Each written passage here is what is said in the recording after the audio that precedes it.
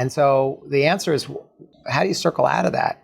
And I think we need to retrench and refocus our diets towards deliciousness, because what is killing the environment and killing us doesn't taste very good.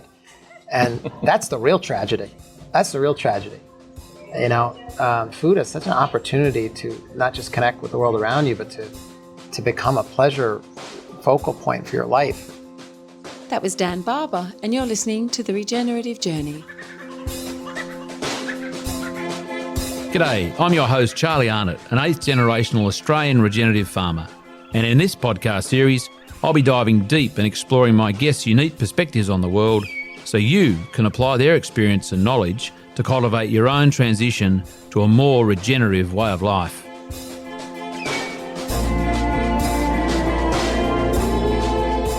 Welcome to The Regenerative Journey with your host, Charlie Arnott.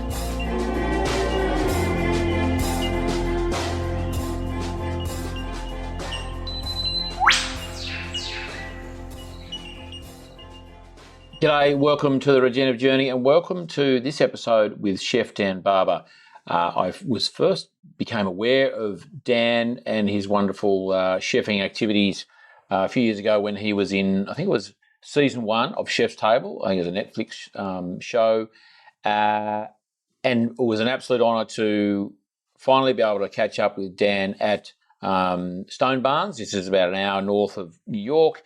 It's a farm that he's involved in there, very much at the forefront of heirloom plant varieties, usage in his restaurants. He's an author. He's an educator. He is totally across the whole, food production, animal production in a very regenerative way, in a very sustainable way. Hats off to his team who managed to fit, some rando Australian podcaster into his schedule there one day back in the end, towards the end of July last year, 2024, when we were over in the States. So thank you to his team for organising that. We had 30, 40 minutes. He was very generous with his time, given how I know how busy he is. And also a big shout out to Joost Bakker, who is a mate of Dan's. Somehow I connected that they knew each other, and Dan did not hesitate at all to again free up some time to talk to some random Australian, all because of Joost and his friendship, and very much appreciate you, Joost, for what you did for me and what you're doing for the world. Your expansive involvement in so many different things, sustainable house and architecture and engineering, house materials, building materials, your chefing, your creativity, just fantastic. And Joost, thank you very much. I'll be catching up with you hopefully at some stage to capture your life story as well. Back to Dan, wonderful setting in the garden there at the cafeteria garden, and loved every minute of it. I was a bit nervous going into this one, given Dan's notoriety and the fact that he probably takes, I don't know how many interviews a week, how many tens of thousands he's done in his lifetime over many years, and hopefully my answers prompted, kept him interested. It certainly prompted some wonderful answers. So I hope you all enjoy this episode of Regenerative Journey as much as I did recording it with Chef Dan Barber. So we're on Dan Barber. Welcome to the Regenerative Journey. Thank you. Nice to be here. Nice to have you here. Well, no, nicer to have you here. And welcome to your cafeteria garden. What do you call this little lovely space? I like it. Cafeteria garden. Is there an official name? The dooryard garden is official. The dooryard. I like cafeteria garden. Well, that and we're sitting in. I mean, I'll get you to briefly explain sort of the setup where we are. But this used to be. I'm looking at those little holders there. This looks like it was a stable of some sort, or it was. Was it hay? Was it hay or horses? The horses, yeah. It's incredible. Dan, as I was explaining before, this is about your regenerative journey. At some point, and I know you've got limited time, we'll get back to day one. Where did little Dan Barber drop on the ground? But where are we now? Tell me, if you will, what it means to be a practitioner of culinary delights, to have his own slice of nature to actually participate in and have a living, breathing laboratory as you do. I mean, how important to a chef, a craftsman, is it to be in touch with this? I just want to be clear that this is not my farm. But you have access to. Well, You're responsible for. hello, sir. This is Lordy. This is Dan. How are you, This man? is Lordy. Nice to meet you. He's my security. Oh, yeah? Yeah, he's just going to suss you out for a few I minutes. love it. Yeah, no worries. And here comes Angelica. We're meeting the family. Dan, this is Angelica. How are you? Nice to meet you. I told you we keep rolling. Keep rolling. Sorry. No worries. No worries. Pardon, but I need to take him. Yeah. Because we're never going to work. Okay. No, that's okay. Hey, can you go with Mum? Can you go with Mum? You can stay here, but you just got to be a bit quiet. Okay. Thanks, mate. Sorry for that little disturbance. No way. Tell me. This happens with my kids all the time. Although how they're usually running away from me then towards me. How old are your children? I have an 11-year-old and an 8-year-old. Wonderful. Yeah. 6.5, 13 over there. Oh, yeah? Yes. Okay, wow. Tell me, so you're in nature, you're in a beautiful environment, as green as my eyes are dazzled by the greenery, being from Australia. We just had a rainstorm, so that's Yesterday? Everything's popping, yeah. Everything seems to rain at the same time here. We were in Georgia, Oh, yeah? Will Harris. Yeah. couple of days Were you ago. there? Okay. And then we had a couple of days of Will did an interview there, Joel Salatin, Yeah. Junior. Yeah. Here, everything seems to rain at the same time. Okay, good. You're They all got you're rain. bringing the rains, man. Well, that's what they said. I wish I could just rain in summer Australia. I wish I had the I same was going skill. to say, you could take some of that back to Australia. It'd be good. Now, we better start talking about you. Access, food, farming. Tell me. Does it make you... Does it blow your hair back? Well, look, I'm very fortunate to have this farm-to-table ideal. Actually, I have a table in the middle of a farm, so I'm really have a skin in this game. And yeah, it's a great honor. I mean, I'm the most privileged chef in the world. This direct access to food being grown in the right way, and being part of the process. We tend to think of chefs and people who eat as the end of the food chain, when in fact, I think involving us in the food chain as part of a linked chain is the way to think about the food system for the future, because we need people who care about food. Chefs in particular curate flavors and therefore nutrition, because the only way that you can advocate for the right kind of food system is to have people who are involved and in the know. And this kind of connection to the world around us and how food is produced allows that conversation to be at the forefront. I think the food always tastes better. Is the love factor, the connection factor? Well, I think we're hardwired to want to know where our food comes from. It wasn't that long ago we were rooting around for what was delicious, what was poisonous, what wouldn't kill us. Yeah, so that's still in us. And so I think there's a part of people come here and just feel relaxed because they're surrounded by agriculture and nature and beauty. And, that tends to increase the appetite and allow you to taste things you otherwise wouldn't taste. But it's also you as a chef, and especially here, it's quite a responsibility, isn't it? Because you are the connection between, it's a bit of a cliche, the farm and the plate, the paddock to plate, however you want to term that. But like you are the link. I've always said that you guys turn it up to 11.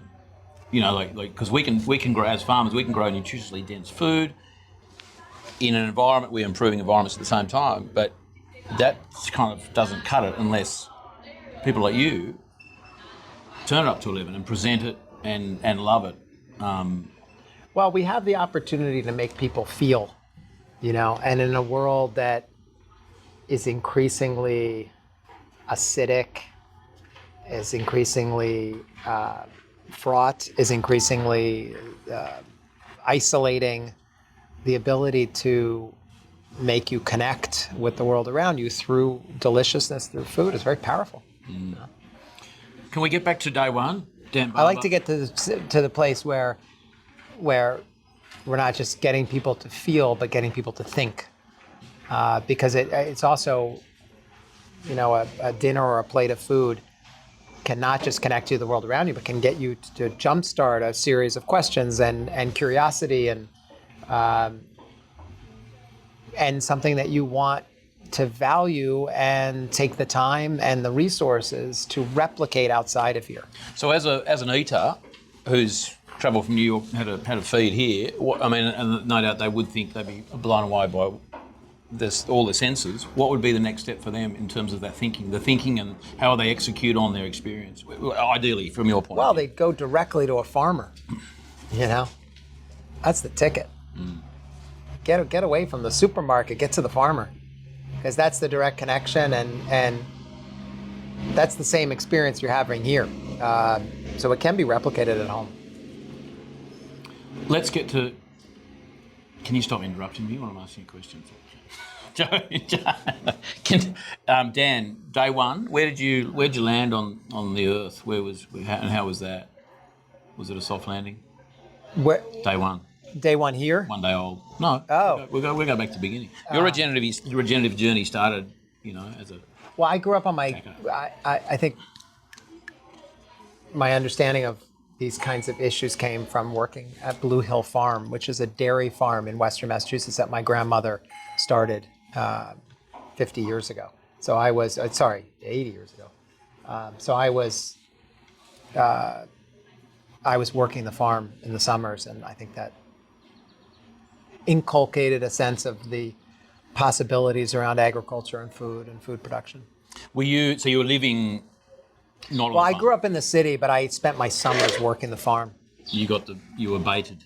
Yeah. Baited, yeah. And the dairy, was it a commercial dairy, conventional dairy, would you say? Or were they doing some pretty cool things? It was a dairy when my grandmother took it over, and she actually stopped it from being dairy, and she grazed beef cattle. And then my brother and I returned it to dairy 20 years ago when we opened Stone Barns. So we didn't have dairy here. Mm-hmm. So it was an opportunity to fulfill the dairy needs of the restaurant. And did you have responsibilities there? Was the farm? I'm drilling down on that a bit because I grew up on our farm, and I'm 8th generational farmer in Australia, and whatever else before that. But I kind of appreciate the impact that nature would have on anyone growing up on a farm. Did you have responsibility? Was it just a playground? Was there any appreciation? No, it was a very serious farm. I mean, it was, we were haying, we were moving cattle and haying for the winter. Oh, working. Oh, man. Yeah. It was great. Oh, it was very serious. It's a 150 acres of pasture. So it's a big, for us, big operation just for the summer. Big deal. Yeah. And schooling, did you sort of head towards subjects that were agricultural, or that was just what you did in the holidays, and were you going to be a doctor, or what were you going to do when you were in school? Or was food always your bag? No, I didn't know what in college I cooked a bit because I was earning a little extra money, and I had a friend who was interested in food, and so we did it sort of on the side. I was thinking about becoming a writer, actually, so cooking was a way to gain some money on my way to writing. And at what point did the cooking as a financial, kind of means turn into something like, actually, these pans are okay? Was there a moment? I ever had that Was there a moment. hamburger you were cooking, you went, oh my God, this is unreal? No, unfortunately, no. I had a moment 14 years ago when a breeder walked into my kitchen, a squash breeder. Yeah. Oh, yeah, cool. Yeah, and I asked him, if you're such a great squash breeder, because he was quite well known, why don't you breed a squash that actually tastes good? Now, why do we have to add maple syrup and brown sugar to squash? And that was a moment that changed my life, and actually weirdly got me to see the power of what I'm doing in a different context, which was having a conversation not just with farmers, which a lot of people have, and is becoming more recognized and mainstream, but conversation with breeders, the architects of seeds and how seeds perform, and flavor is all in the recipe they're writing. So that was an aha moment for this, what I'm doing has reverberations not just to the farm, but really to the blueprint for how our food system works, because it really does start with seed. And was that here? Did you say 15 years ago? Yeah, So you were right here, right down, right over there. So for the first 5 years, I mean, Well, obviously- for the first years of here, we were very much farm to table, and what are we growing here, and also farmers in this area, how are they growing? What's their rotation? What's their soil like? I got very fixated on those criteria, because my food, and I don't know where this comes from, but my food's very simple. If you eat at my restaurant, it's like, I get very nervous when there's more than 3 ingredients on a plate. There's usually 2. So I'm very unplugged. That's not in keeping with how most chefs are these days. And because of that, I was forced to really make sure that what's on the plate sparked, had a spark to it, was really convincing for people when they took a bite. And so I got really good at making sure that the ingredients I put on the plate were bullseyes. And to do that, you have to connect with a farmer. To do that, you got to get to know the farmer. To do that, you got to get to know what kind of soil you got. You get into a big conversation. That's what this place is and was when we opened. And it educated me as a chef. It wasn't until that conversation with the burrito that I started to think, like, for all the onion peeling that I'm doing, I haven't gone far enough. Because in many ways, when the farmer plants the seed, the cake is already baked in a lot of ways, because that genetic blueprint is in there. Now, if the farmer does a good job, the genetics are expressed, and you get incredible jaw-dropping flavor and nutrition. And to do that, you need biodiversity and you need healthy soil, and so a lot's taken care of. But if the genetics are not there, you could have the best farmer in the world, and nothing gets expressed. So genetics are a big part of this. And I didn't appreciate that until pretty late inning. I saw recently your post about your sweet garlic. Sweet garlic, yeah. I think we've got some of them in our garden. Garlic and leek are just doing their thing in the garden for years and years, and then it's like, I don't even know what you are anymore. No way. But delicious. That's I don't good to know. hear. I could be wrong. An Australian version. Very hard to have them cross. So if Really? it happened, you should put a fence around it. So was your garlic? Was that a intentional cross? Yes, with a very famous alien breeder in Europe who had it as his project to get it done, because it was considered very difficult. Well, I'm either bullshitting or we have just done it naturally. Well, yeah, it's totally possible. There's some It's just unidentified plants there. Okay, yeah, no, that's you might have gotten it. Tell me, what we've sort of bypassed a few decades of your life. We might get back there. Tell me, what is you said, I mean, you're on a journey here at the moment. You've been here 20 years. What's the, not the gap, but what's the bit that you're hungry for next? Like you seem to have so much of the journey covered. What is something else? Genetics has been 15 years ago a real focus. Soil, the experience for diners. Is there something else in the puzzle? Get it out of here. Get it out of here. The vectors have been pointing inward to improve what we do here and get it to a very high level, but the goal is to get it out. Because there's no reason that you can't democratize the deliciousness that's rooted in good farming. So what would that look like? Well, it would look like it becoming more accessible to more people. I don't like the word scale things, but I think spread. You spread the idea. You can't really scale great farming. It doesn't scale. What it does is spread. Ideas spread, and they recombine in different regions because there's different environments. So farm to table, a direct connection with a farmer and a chef in the Hudson Valley where we are would look quite different in the American Southwest. Climate's drier. The vegetation is different, but the concept is the same. And that's what I think we want to do. We want to become a idea that can be shared in other regions. And that already is happening. I just would like it to happen faster, because agriculture in this country, and I know a little bit about Australian agriculture, it's largely extractive, and it's denigrating and denuding environments, and it's denigrating and denuding our health. And that is not sustainable. So how we turn that around, agriculture has to play a role in that. And we have the answer. It's not technology. It's not technology. I'm not anti-technology. I just have not seen technology at play that overrules biology. Biological systems are really complex, and I don't think we have a language for those. We have a language for the tech things in agriculture and everything.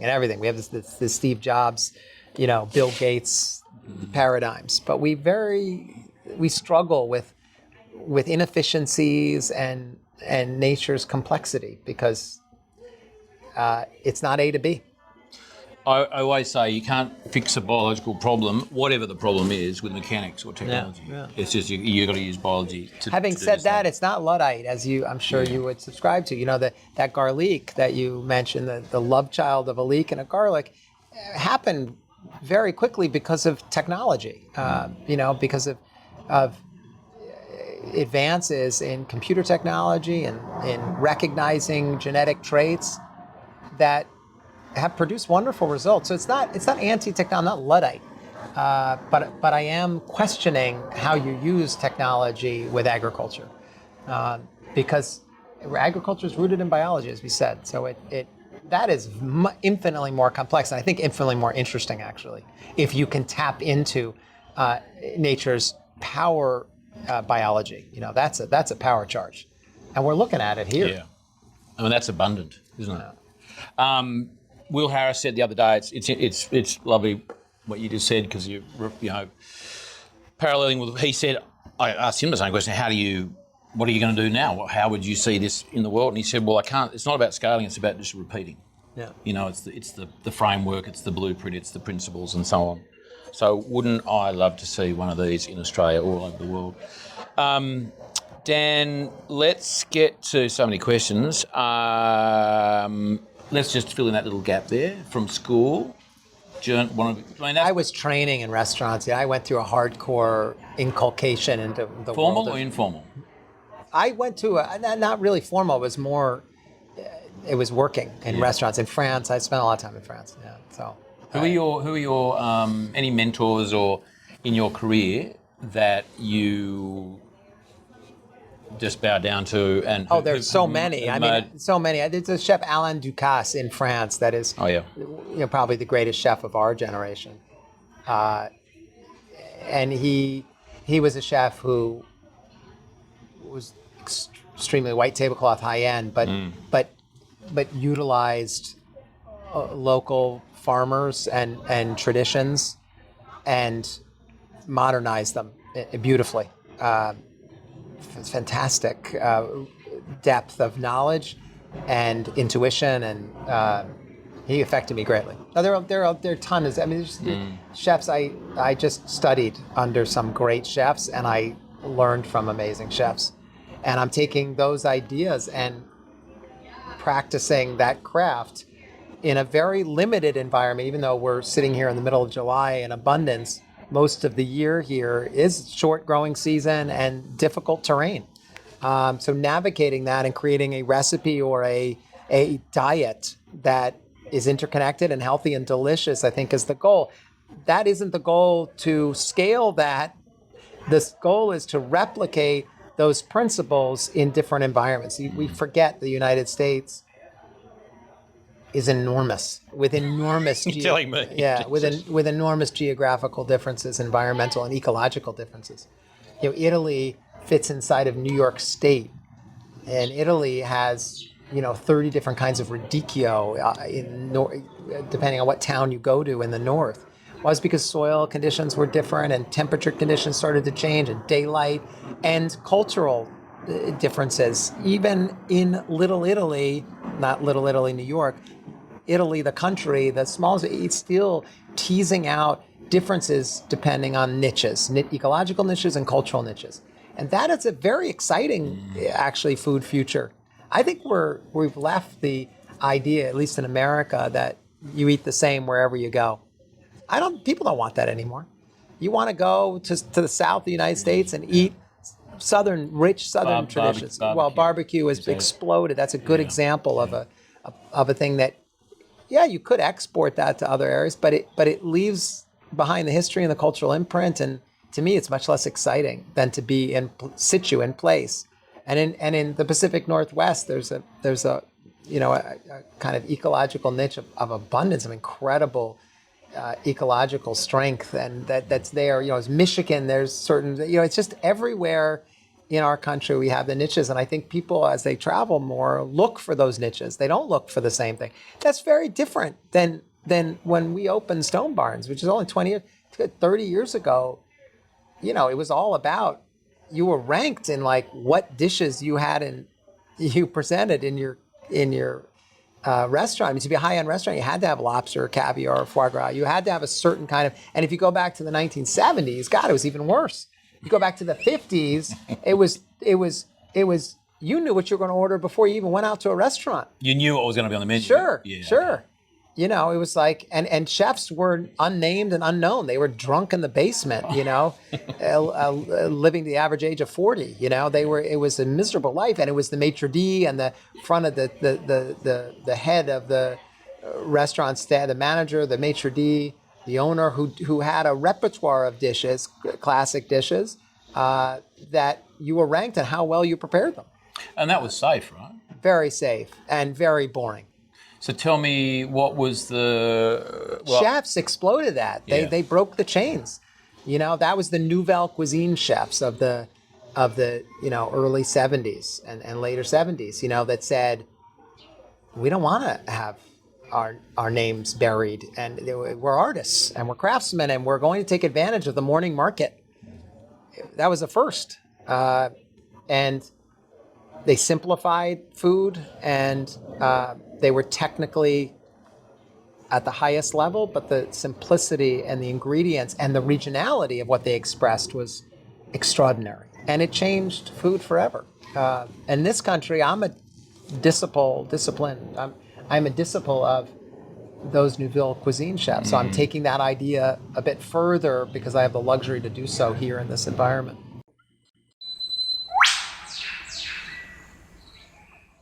This episode of the Regenerative Journey is brought to you by Nourishing Australia, a not-for-profit on a mission to reconnect soil health with climate and human health. Join them for the Nourishing Australia Conference on Saturday, the 1st of November, happens to be my birthday, 2025, at the UTS in Sydney, or stream it live from anywhere. The day will feature leading voices exploring how healthy soils shape resilient ecosystems and communities, plus all registrants will receive recordings of the talks. Some of those presenting on the day: Walter Yaner, Stuart Andrews, Dr. Ron Ehrlich, Martin Royds, and Dr. Max Culhane, all of which have been interviewed on the Regenerative Journey in previous seasons. Get 20% off with the code CharlieArnott20 at checkout, and visit nourishingaustralia.org for details. And don't forget to rate, review, and subscribe to this podcast, The Regenerative Journey, to make sure you're listening to every episode as they're released. We very much appreciate your reviews and your ratings.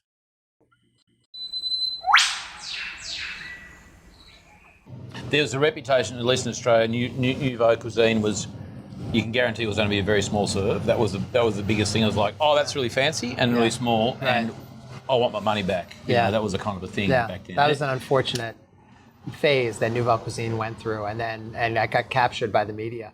But the thing that was lost, I think, in the story of Nouvelle Cuisine was these leading chefs who revolted against the dictates of tradition and wanted their name on the menu. And you got the restaurant, Paul Bocuse in France. Like, it was just craziness that you would go to a restaurant and see something unexpected, or flavor combinations that were unexpected. It seems so crazy, but it was only 50 years ago, And today, you're ranked on how differentiated you are and how specific you are to place and part. That's very exciting. I think that people are waking up to this. I don't think we'll go back to, but I don't think we'll go back to those days. I think, in fact, that drive towards differentiation and niches and taking advantage of your locality will bleed down into the culture. I think the days of mass audience for particular foods is waning. That's not to say we're not going to have hamburgers in this country. But as you can see, the explosion of even hamburgers has been localized. It's been different concepts around pizza or burgers that have become, you go to the city to get the best burger there. And they often are purchasing meat from regional, this is so interesting. It's like that, there's been a whole turning upside down of the expectations for going out to eat. And I think it's true that is impregnating itself into the everyday food culture of Americans. My daughter, Lila, is a burger aficionado of sorts. She doesn't look like she eats a lot of burgers. She's very slim. But she has had a theory until she came over here that you only get good burgers in burger shops. But since she's been here, she's gone, oh no, I'm going to try the burger in the whatever restaurant. Yeah. And she's like just going, this is amazing. It's totally changed, deflected her whole idea about burger shops. Tell me, Dan, is there a deflection point that we are heading towards, good or bad? Do you have any insight into the future of food in, let's just stay in America for the moment, where we're heading towards, a tension event, a deflection point that's either good or bad, like in terms of the evolution of food culture and farming and I think we're headed into an inflection point where we can't sustain a world where food and agriculture account for 35% of greenhouse gas emissions. And we can't sustain a country's health when the vast proportion of diseases are diet related. Vast proportion of deaths are diet related. We saw that so clearly during COVID, but we see it even post and pre-COVID. It's just that those two things can't last. And so the answer is, well, how do you circle out of that? And I think we need to retrench and refocus our diets towards deliciousness, because what is killing the environment and killing us doesn't taste very good.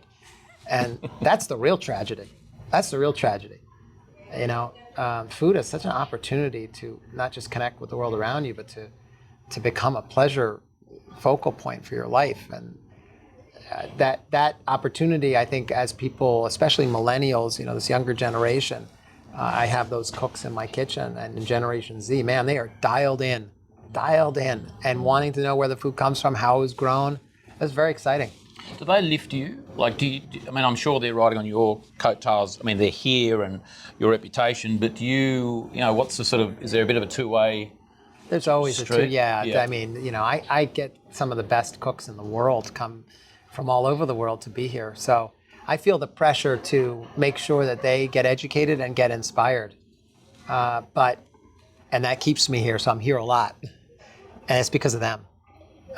If I don't do that, I don't get them. And if I don't get them, I lose a huge vibrancy from my life and the quality and all of that, all the drive, the inquisitiveness, the curiousness, and the drive to learn. I mean, these kids, they're very hungry, and it's.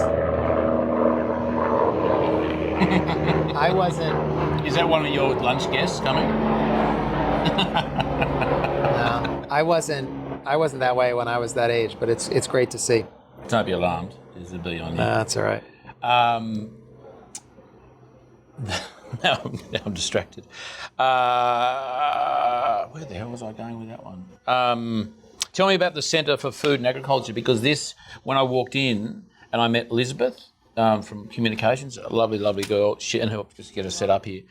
I was like, this feels like an agricultural university. It had it's quite grand. And see, Elizabeth is a good example of that, because she came as a front of the house server, it was very clear that she's super bright, inquisitive, very talented writer and speaker and just a communicator with guests. And we work very closely with Stone Barn Center in terms of articulating the vision of what's happening here and the programs and the outreach. And she was a perfect example of the kind of people that we're lucky enough to attract and are fighting constantly to offer more if they want more than just serving in the restaurant. And there is a cohort of people who come here and are excited to go beyond the service, and people who don't see themselves in a restaurant for their careers. So we want to give them opportunities. So we created this job for her because she's so talented. But that's what I was saying in terms of the, being here and activating a kind of energy around this place is important because you get people like that. Tell me, how do eaters and... I didn't just say that because she can hear us. She is over there. She's going to say, do you think she's going to come over and say, now, when Dan said this, can you just chop that out? No, but she might come over and say, can I have a raise? I'll back her. She's been wonderful. Actually, Elizabeth, do you mind? Can you take a photo of us like in the moment? If that's okay, yeah, just any time. In the moment. Oh, no, that came out, yeah. How much we got? 15, 14. Dan, how do guests and eaters and customers here interact with the Centre for Food and Agriculture? Like, what are the touch points for them to engage with what you guys are doing, and then hopefully go back and do something with it? What are they taking home? We offer tours, programming, tastings, lectures, cooking classes to the public and to members who can become intimately involved in gardening and in growing.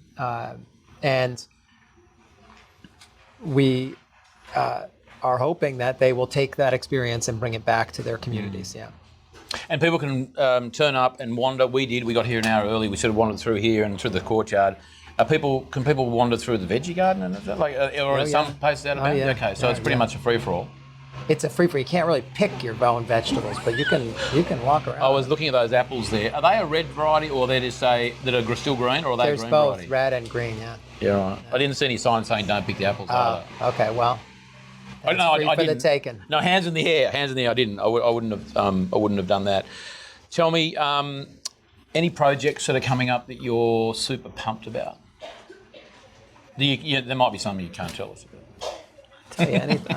Tell you anything, man. What's next? What's the next big thing? We've recognized that a lot of the ideas that we're generating in the kitchen, I mentioned to you, we want to get outside the four walls of a white tablecloth restaurant and get out there.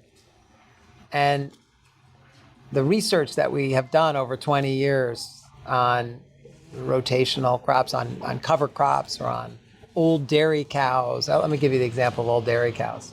At Blue Hill Farm, just 75 miles from here, a mama that's at the end of her life for milking, she's not giving as much milk.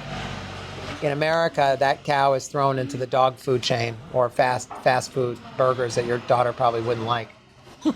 We've used the meat here starting 20 years ago. We recognized, wow, this is some of the most delicious meat. These older ladies, if you raise them right and you dry them off after they're done milking and you spend some time fattening them up, they are exquisitely delicious. And instead of throwing them away, seriously, at 60 cents a pound, which is what they go for on dairy farms, what about if we finished them right and gave them broadcasting that they deserve? We pay now for good quality dairy cow under our protocols $6.75 a pound. So it's a $6 difference per pound on a 600-pound animal. That is a huge economic lever for dairy farms. I'm saying that because we want to take that understanding that we have, that we keep here, and get it out. So we're starting a new program on research and development within Stone Barns. It's a joint venture between Stone Barns Center, the non-for-profit, and Blue Hill. And it's going to be an opportunity for us to R&D ideas that are equitable for the farmer, that the farmers have a stake, and to get those ideas out into the world faster and more democratically than in sitting at a table at Blue Hill. So that's the next initiative. We're going to launch that in the fall. Yeah, cool. Would that include, because in the dairy industry, the conventional ones at least, there's a general criticism often of the male calves are either got rid of because they're obviously can't make milk, but in some people in Australia are actually going, well, no, there's a lot of value in these. There are qualities there that we're happy to explore, and so they'll keep them on as a steer, not necessarily to a bullock. Is that another thing? Like what happens to the males at the dairy farm at the moment in terms of like their life? What happens to the males? Yeah, to the males. Well, yeah. that's the other side of the equation. I mean, the veal calves are right now on many dairy farms. If they can get someone to pick it up, a trucker to pick it up. On larger dairy farms, they have a lot of male calves at once, and so they can ship them off for veal. We don't eat a lot of veal in this country. Is that right? No, we produce males at 50% clip at every dairy farm. Everyone who's born is 50% male. So there's a whole deep, dark secret about what happens to those males. Most of them are just killed and composted right after they're born. So the second part of our project is to make a big push for veal calves and make veal part of a responsible diet. It's been maligned as torturing baby cows, but man, that was raising them in the wrong way. That was chained and having them not move and become anemic. We've discovered that if veal calves move around and oxygenate the muscles and have a very happy life, or a young life, they have a happy life but one bad day. They are extraordinarily delicious. So that's the other side of the equation. So if you're going to help dairies thrive, you're going to help on the back end when you call out a lady and give value to the farmer and honor that meat because it's extraordinary. And on the other side, the males that are born, we're going to be broadcasting the amazing flavor and protein potential of veal calves. Well, you're helping find a solution to a problem. Right. Yes. Which is kind of, not just turning things up to 11, but going, no, we can actually, partner, as you say, partner on these problems. Right. And do it on a scale that's bigger than just 45 diners a night. Yeah. So that's why I want to get the ideas out. I don't want to we're tired of keeping everything to ourselves. So this company that we're launching is to do that, is to get it out. If you were to write another chapter of The Third Plate, which came out in 2014, has people asked you this question before? Not really. What would you say? I think I wrote the next chapter. It was starting the seed company. I started a seed company in 2018 because I ended the book with breeders because I kept dialing down, peeling the onion, and I got past the farmers to the breeders. I just got introduced to a world that I found so fascinating. These characters who are writing the recipe, as I said, for the future of food. So I started a seed company instead of writing another chapter, which was to advertise their work. And we started a seed company based on really just delicious vegetables that the big food chain was rejecting. It's called Row 7, and I hope it gets to Australia soon. Have you been to Australia? Oh, yeah. I love Australia. I did a book tour in Australia, man. When the book came out. Yeah, I cool. love Australia. I was there a couple times. Have you got any good buddies over there that you kind of, check in on or have anything to do with? Well, Juiced, right? He's our buddy. He's our... Yeah. Well, thank you, Joost, for your lovely connection. No, I know, Boost, Joost, I'm sorry. I've been mispronouncing your name for 15 years, man. But he's too polite to say, hey, mate. Yeah, no, wrong. I know. Right. That guy is yeah. angelic, man. I think he's touched by God, that guy. That's beautiful. Don't pump his tyres up. Yeah, you're right. Keep him level. But he's very clever with his zero waste stuff, his construction, the sustainable materials. I actually don't know, and he's a florist. I don't know how he does it all. I know. He's a freak. Beautiful family, too. So when are you coming back? Well, I'm trying to put together a book here for about seeds, so maybe I'll be back when that thing comes out. Or before. I'd love to come before. Well, you're most welcome. Not that I'm the person who lets people in or out of Australia, but if you do come back, you are most welcome to. Where's your farm? So we're about 3.5 hours southwest of Sydney. Okay. So Canberra. Yeah. No one knows about Canberra. Yeah, It's I've a heard. nation's Yeah, capital. yeah, sure. Everyone's heard of it. Well, not me. We're an hour and a half north of there, and we have, as I was saying before, sheep, cattle, pigs, free ranging. I got to sort that out. Actually, I got some great tips from Joel Sullivan the other day about how to keep pigs in. They're in my garden. How to what? How to keep pigs in one space. So if you come down to Australia, you're most welcome to join us I don't know. there. Why do you want to keep pigs in one space? I mean, the more they forage, the better tasting. Well, no, actually, good point. What I need to do is secure our garden because they come in the garden and just trash the shit out of everything. I bet. Tell me, Dan, conscious of time, this is where you're clearly a pretty humble sort of guy anyway, but if my dad used to say I was humble, and then he added, but you have a lot to be humble about. Okay. All right. Okay, with that in mind, what do you think your genius is? Oh, I don't have a genius, man. I'm in search of genius. And maybe that's the genius, is that I'm in search of I'm constantly just really curious. But look, I'm in an environment where how could you not be curious? But there are people who I have been surrounded by. Joel Salatin's one of them, who just are treasures of information and know-how. And I think I'm pretty dogged about learning from them. And if there's any superpower that's attached to that, it's probably there. Do you find that I'll use the term regenerative agriculture, sustainable ag, whatever you want to call it, that the tribe of those kind of people like your Joels and your Wills and others, they're a particular type of person? I'm not saying they're better or worse than conventional farmers or whatever, but does a regenerative farmer, do you feel, whether they're veggies or animals, require particular things to just challenge the status quo? Have you sensed in them a particular character trait that is a bit unique? In regenerative farmers? Yeah. Compared to conventional. Again, not putting anyone on top or below anyone else. Well, I would put them on top. I don't have a problem with that. Okay. I mean, I think people who are thinking organically are forced into making some very complex decisions that are genius and specific to place. And yeah, I put them above the conventional guys. The conventional farming,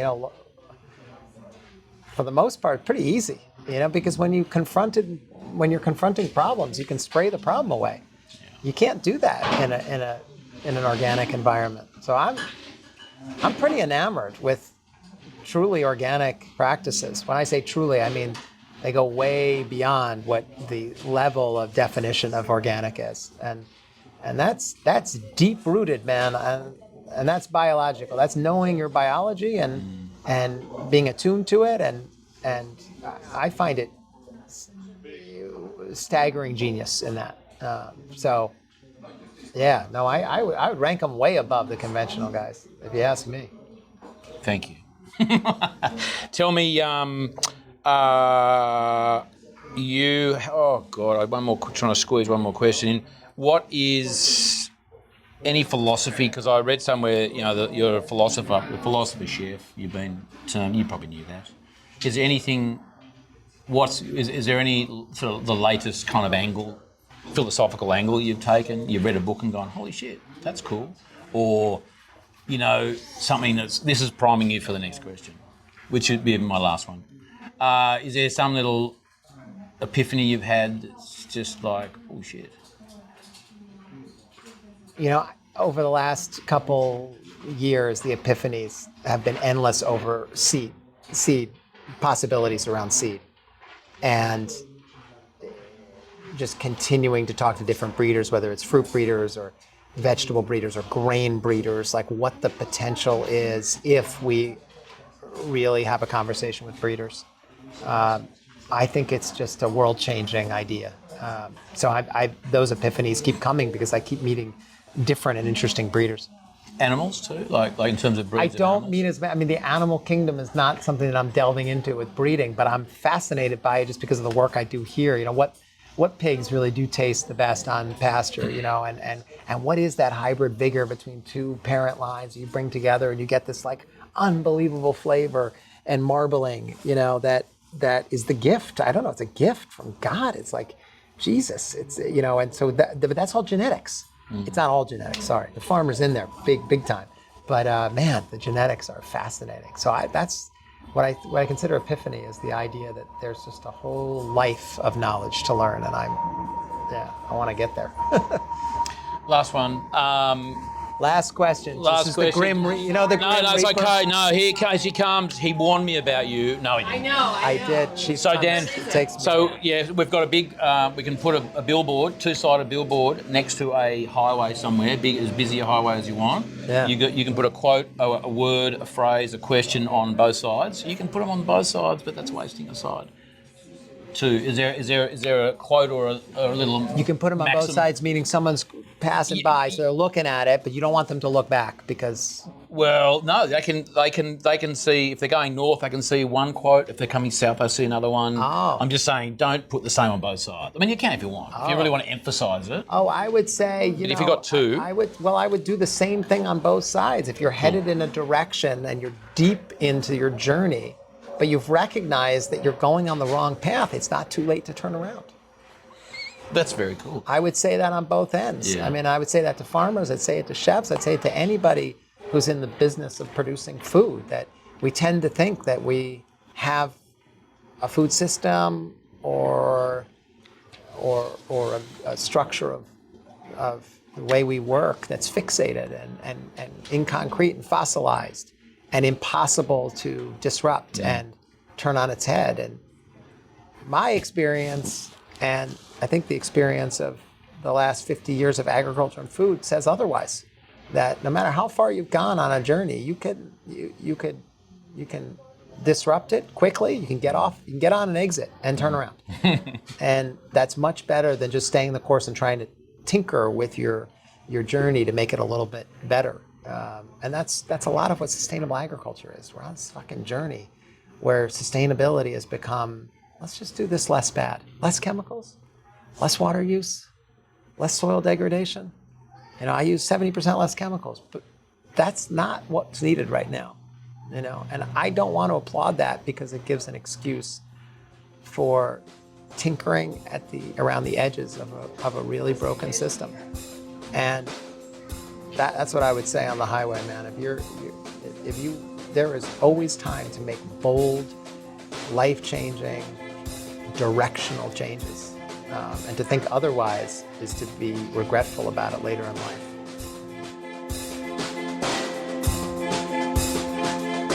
If you enjoyed this episode, we'd love your support by subscribing, rating and reviewing The Regenerative Journey on your favourite podcast platform. You help us reach more people and keep the show thriving for seasons to come. Each time you listen, you're choosing to make a positive shift in your own world. And if an episode speaks to you, please pass it on to friends, family or communities who might be inspired too. For more details and episodes, visit www.charliearnott.com.au.